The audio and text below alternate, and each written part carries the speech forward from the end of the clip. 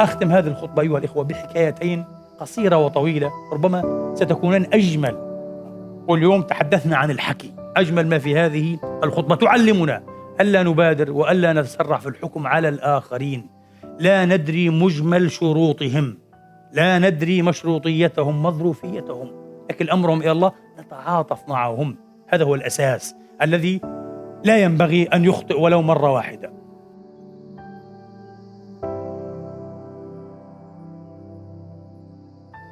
في قطار يتجه من بلدة إلى بلدة أخرى أيها الإخوة، جلس شيخ كبير مع ابنه الثلاثيني، وفي الجوار زوجان، رجل وزوجته أو زوجه. هذا الشاب الثلاثيني بدأ يتكلم بطريقة أيها الإخوة، طبعا كان جالسا وجهه يطفر بالسعادة، عيناه فضوليتان تلتهمان كل شيء بفضول طفل غير صغير ينظر إلى كل شيء بفضول. بعد لحظات صرخ صاحب بصوت عالي: بابا! يقول لأبيه كالطفل: بابا، الأشجار تسير إلى الوراء، تسير خلفنا. استغرب الزوجان: ماذا؟ أول مرة يركب قطار؟ ممكن قروي أول مرة يركب قطار. الأشجار تسير خلفنا. لكنه ما لاذ بالصمت. أبوه أكد له أنها تسير بالخلف، فعلا أكد له انطباعه أنها تسير بالخلف مع ابتسامة. بعد قليل وهو ينظر إلى كل شيء لا يكاد يقر له قرار، قال: انظر إلى تلك البركة، بركة المياه، ما أجمل الطيور التي تسبح، جميلة جدا بابا، ما أجملها. أكد له أبوه أنها جميلة بالفعل، جميلة جميلة. ازداد استغراب الزوجين هذا ويصيح، أدرك أنه معتوه، يعني فيه خبل، فيه عمق. بعد قليل يخرج يده وكذا يعبث يستلذ بلسع الهواء لها، ثم قال: بابا بابا، إنها تمطر، إنها تمطر، لقد رأيت حبات المطر تنزل على يدي بابا. لم يبقى في قوس الصبر منزع، فقال الزوج: يا سيد، أليس من الأفضل أن تذهب إلى طبيب تبحث عن علاج لابنك هذا المسكين؟ صدم الأب للحظات لبرهة، ثم قال: بالفعل يا سيدي، بالفعل نحن قادمون للتو من المستشفى. لقد كان ابني فترة طويلة في المستشفى، بحمد الله تبارك وتعالى استرد بصره الذي فقده من سنين طويلة. شعر الرجل بالعار. الآن أنت وقعت على بعض شرط هذا الإنسان، من حقه أن يفرح هذه الفرحة الطفولية، من حقه أن ينط أيها الإخوة، أن يقفز وأن يصيح، يرى الدنيا، يرى الألوان، يرى المخلوقات، يرى الماء، شيء غير عادي هذا. بالنسبة لنا نحن الابتذال فرغ حياتنا، كل شيء أصبح مبتذل، الألوان والطعوم والأشياء والمعاني والقيم الجميلة والحب والكرامة والوفاء والصداقة والزوجية والدين، كل شيء أصبح، أستغفر الله، حتى ما يتعلق بالله أصبح مبتذلا لدينا، كل شيء مبتذل. الابتذال عدو الحياة.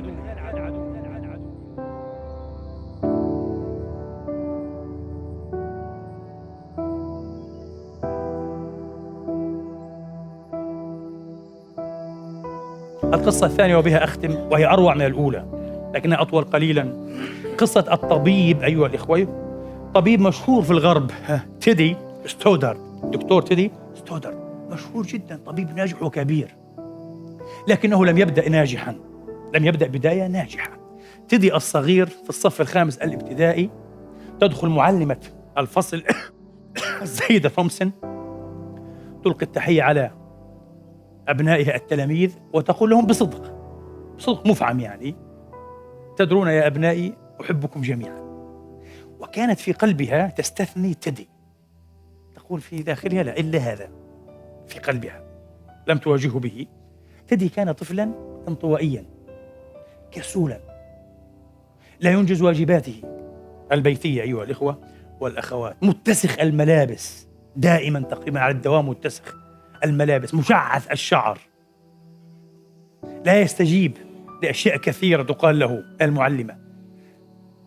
تعبر معلمة تقول: وصلت إلى درجة صرت أشعر ببعض المتعة وأنا أضع بالخط الأحمر علامة الغلط على جواباته، دائما يغلط، لا يحسن شيئا، أخرق. ثم تعطيه علامة الرسوب، يعني 5، راسب، نوع من الانتقام المبطن يعني، لكن بحق.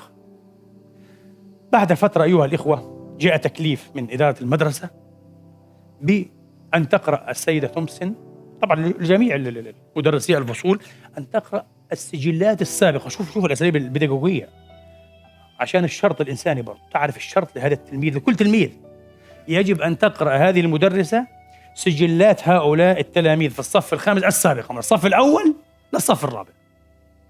فأرجعت تدي إلى آخر المشوار، آخر واحد، لا تحبه، لا تستظرفه، هذا المشعث الوسخ المهمل الانطوائي البليد متبلد.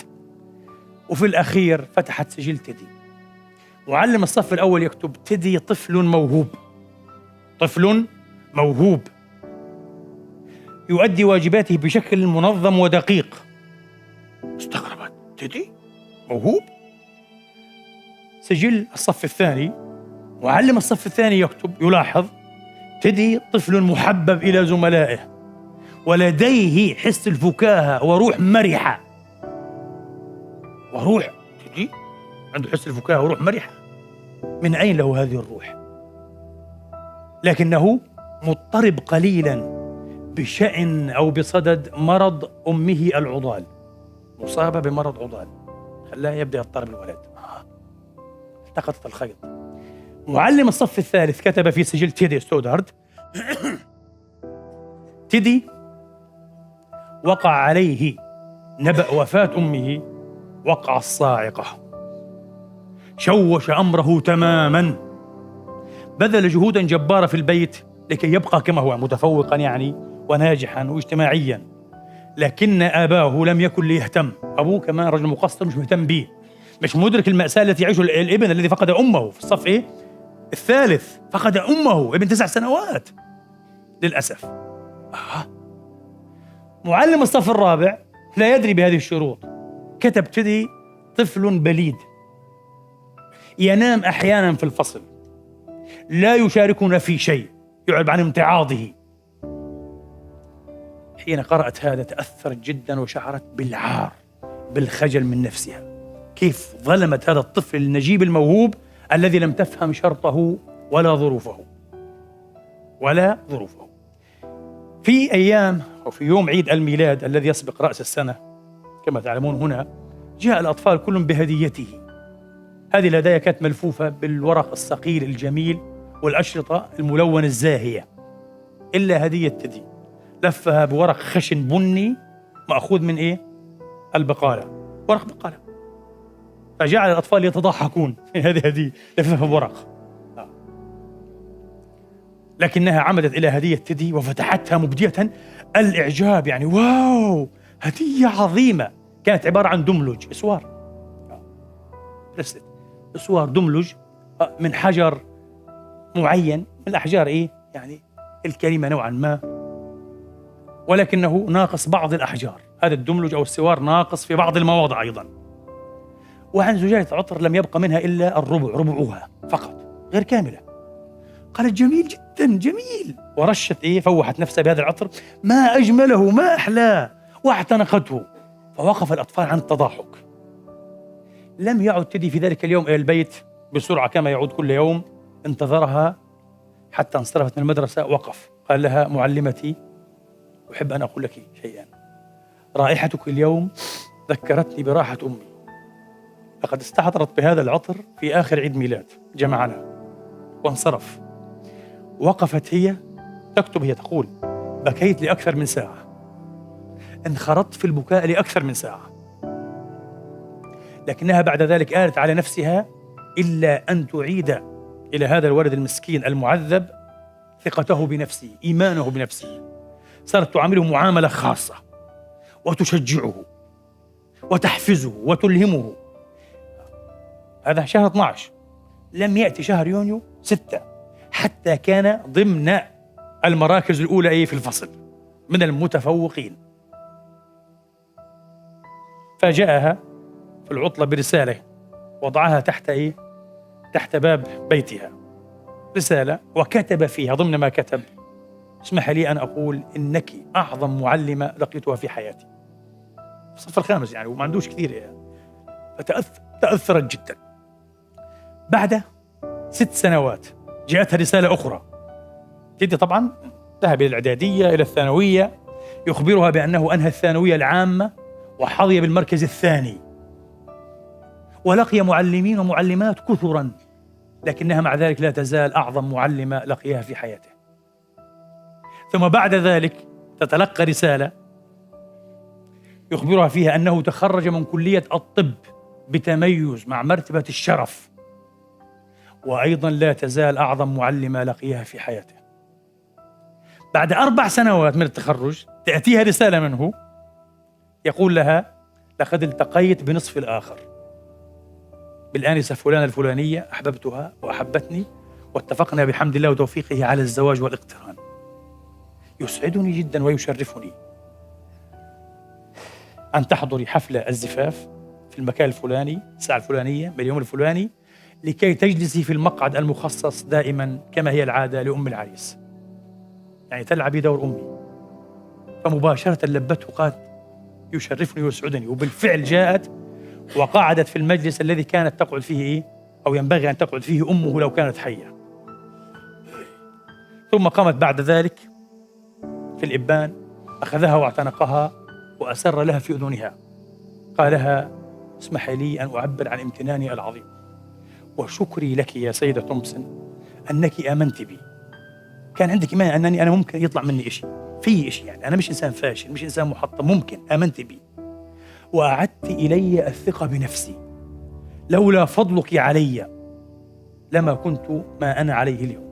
طبيب مشهور جدا، مشهور هذا الطبيب، طبيب نابغة، أصبح شخصية اجتماعية كبيرة. بكت وقالت له: تعرف يا تيدي، أنت مخطئ في ذلك كله، أنت مخطئ في كل ما قلت عبر كل هذه السنين. لم أكن أنا الذي علمتك وألهمتك، كنت معلمة لا أعرف كيف أعلم، لم أعرف معنى التعليم وكيف أعلم إلا بعد أن جئت أنت في طريقي. لك الفضل، أنت الذي صيرتني معلمة ناجحة. إذن يا إخواني، هذه القصة قصة واقعية حقيقية فيما يقال، تؤكد أنه ينبغي ألا نتسرع في الحكم على الآخرين. ينبغي أن يكون هاجسنا مرة أخرى، هاجسنا، نختم بهذا، أن نفهم الآخرين. إذا حاولنا أن نفهمهم تثرى إنسانيتنا وتتخصب بإذن الله. أنا أقول لكم ونسعد جميعا نحن وهم